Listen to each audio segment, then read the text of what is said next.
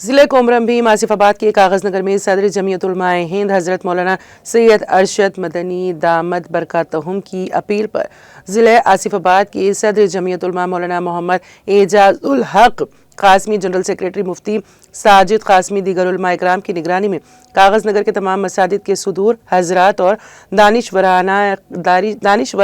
کاغذ نگر کی مسجد قدیم میں جمع ہوئے، جس میں یہ طے کیا گیا ہے کہ متحد ہو کر پنجاب میں سیلاب زدہ علاقوں کے لیے تعاون جمع کریں گے،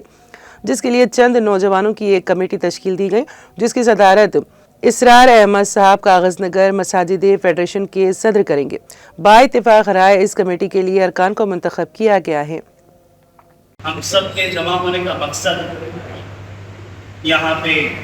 جو پنجاب میں سیلاب آیا وہ تمام ویڈیو آپ کے پاس پہنچ چکی ہے۔ اتنا خطرناک معاملہ ہے کہ ان کے تمام فصلیں برباد ہو چکی اور ان کے گھر جو ہے تباہ ہو چکے۔ مولانا سید ارشد مدنی صاحب دامت برکاتہم العالیہ تقریباً 2 دہائیوں سے جمعیت علماء کے صدر ہیں، لیکن انہوں نے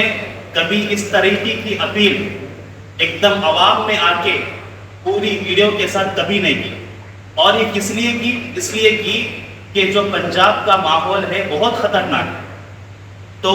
اسی لیے ہم سب کا جمع ہونا ہے۔ الحمدللہ یہاں پہ تمام مساجد کے معززین جمع ہے، صدور حضرات جمع ہے۔ تمام اہلیہ نے کاغذ نگر سے ادباً گزارش کرتا ہوں کہ یہ جو کمیٹی بنی جس کی مولانا کی تفصیل آپ کے سامنے بتایا، الحمدللہ یہ سب آپ کے اس سے تعاون کا نتیجہ ہے، اور کاغذ نگر وہ سرزمین ہے جہاں پر بھی جو بھی مسئلہ ہو ہمارے کاغذ نگر کے عوام ہمیشہ تہ دل سے زیادہ ہماری مدد کرے۔ تو میں اسی امید کے ساتھ آپ تمام اہل خیر حضرات سے اپیل اور گزارش کرتا ہوں کہ جو مساجد میں اعلانات نہیں ہوئے انشاءاللہ یہ جمعے کو ہوں گے، آپ لوگ زیادہ سے زیادہ تعاون اس لیے فرمائیں تاکہ وہاں کے متاثرین کی ہم کچھ مدد کر سکیں۔